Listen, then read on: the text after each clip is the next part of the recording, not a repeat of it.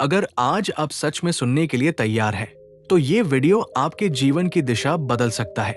क्योंकि हम सब शांति चाहते हैं, लेकिन हम वही गलतियां बार बार दोहराते हैं जो हमें दुख में डाल देती है। हम लोगों को पकड़ते हैं, उम्मीदों को पकड़ते हैं, अपने विचारों को भी सच मानकर पकड़ लेते हैं और फिर कहते हैं जीवन कठिन है। आज मैं आपको उन 5 बातों की कहानी सुनाने वाला हूं जिन्हें समझ लेने के बाद मन वैसा नहीं रहता जैसा पहले था। ये बातें किसी साधारण व्यक्ति की नहीं, बल्कि गौतम बुद्धा की है। और यदि आप इन्हें अंत तक समझ गए, तो शायद आपके भीतर भी कुछ स्थायी रूप से बदल जाए। एक दिन एक व्यक्ति अत्यंत व्याकुल अवस्था में तथागत के पास आया। उसके चेहरे पर थकान थी, न में प्रश्न थे और हृदय में दुख।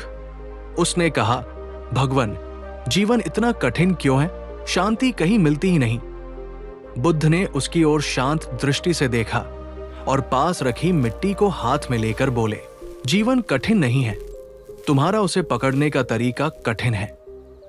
फिर उन्होंने धीरे से मिट्टी को खुली हथेली पर फैला दिया और कहा, जब पकड़ ढीली होती है, भार भी हल्का हो जाता है।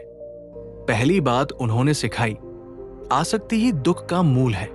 जितना कसकर हम लोगों, वस्तुओं और अपेक्षाओं को पकड़ते हैं, उतना ही मन घायल होता है। कुछ देर बाद बुद्ध उसे नदी किनारे ले गए। पानी बह रहा था। उन्होंने पूछा, क्या ये नदी एक ही जगह रुकती है? वो बोला, नहीं, ये तो निरंतर बहती है। बुद्ध मुस्कुराए। ठीक वैसे ही जीवन भी परिवर्तन है। जो बदल रहा है, उसे स्थायी मानने की भूल मत करो।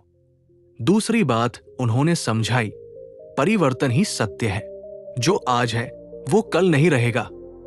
सुख भी जाएगा, दुख भी जाएगा। जो इस नियम को स्वीकार कर लेता है, उसका मन स्थिर हो जाता है। चलते चलते एक व्यक्ति ने आकर बुद्ध को अपशब्द कहे। वो क्रोधित था, पर बुद्ध शांत रहे। जब वो व्यक्ति थककर चुप हो गया, तब बुद्ध ने केवल इतना पूछा, यदि कोई तुम्हें उपहार दे और तुम उसे स्वीकार न करो, तो वो उपहार किसके पास रहेगा? व्यक्ति ने उत्तर दिया, देने वाले के पास। बुद्ध बोले, ठीक वैसे ही तुम्हारा क्रोध भी तुम्हारे पास ही रहेगा। तीसरी बात उन्होंने सिखाई, प्रतिक्रिया मत बनो, जागरूक उत्तर बनो। संसार तुम्हें उकसाएगा, पर तुम्हारी शांति तुम्हारे हाथ में है। शाम को वही व्यक्ति फिर बोला, मेरा मन बहुत भागता है, इसे कैसे रोकूं? बुद्ध ने दीपक की लौ की ओर संकेत किया और कहा, जब हवा शांत होती है, तब लौ स्थिर रहती है। मन को रोकने की कोशिश मत करो, बस उसे देखो। चौथी बात उन्होंने बताई, सजगता ही मुक्ति का मार्ग है। जब तुम अपने विचारों को देखने लगते हो, तब वे तुम्हें नियंत्रित नहीं कर पाते। ध्यान कोई जादू नहीं, केवल जागरूकता है। रात गहरी हो गई थी। चंद्रमा की शीतल रोशनी फैल रही थी। बुद्ध ने अंतिम बात कही, अपने भीतर दीपक बनो। बाहर सहारा खोजोगे तो निराशा मिलेगी, भीतर देखोगे तो प्रकाश मिलेगा। पांचवी बात थी, आत्मनिर्भर जागरूकता। जब मन स्वयं को समझ लेता है, तब बाहरी परिस्थितियां उसका संतुलन नहीं बिगाड़ पाती। सुबह जब वो व्यक्ति लौटा, उसका चेहरा बदल चुका था। समस्याएं वही थी, संसार वही था, पर दृष्टि बदल गई थी। और कभी कभी जीवन बदलने के लिए परिस्थितियां नहीं, समझ बदलनी पड़ती है। लेकिन कहानी यही समाप्त नहीं हुई। वो व्यक्ति कुछ दिनों बाद फिर लौटा। इस बार उसके चेहरे पर उतनी व्याकुलता नहीं थी, पर एक गहरा प्रश्न अभी भी भीतर चल रहा था। उसने झुककर कहा, भगवान, मैं समझ तो रहा हूं, पर जब परिस्थिति सामने आती है, तब सब ज्ञान भूल जाता हूं। बुद्ध ने उसे पास बैठाया और कुछ क्षण मौन रहे। फिर बोले, ज्ञान सुनने से नहीं, देखने से आता है, और देखने के लिए मन का शांत होना आवश्यक है।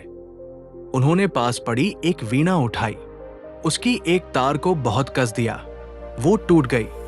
दूसरी को बहुत ढीला छोड़ा, वो कोई स्वर न दे सकी। फिर उन्होंने बीच का संतुलन साधा और मधुर ध्वनि गूंज उठी।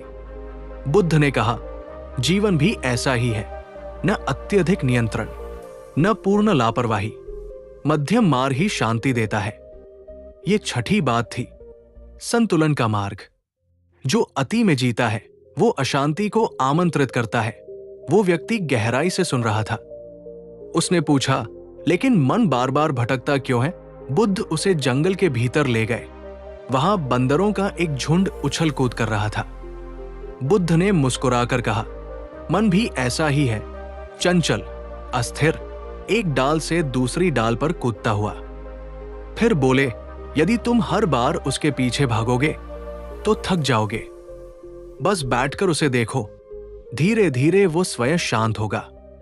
ये 7वीं बात थी। मन को जीतना उसे दबाने से नहीं, समझने से संभव है।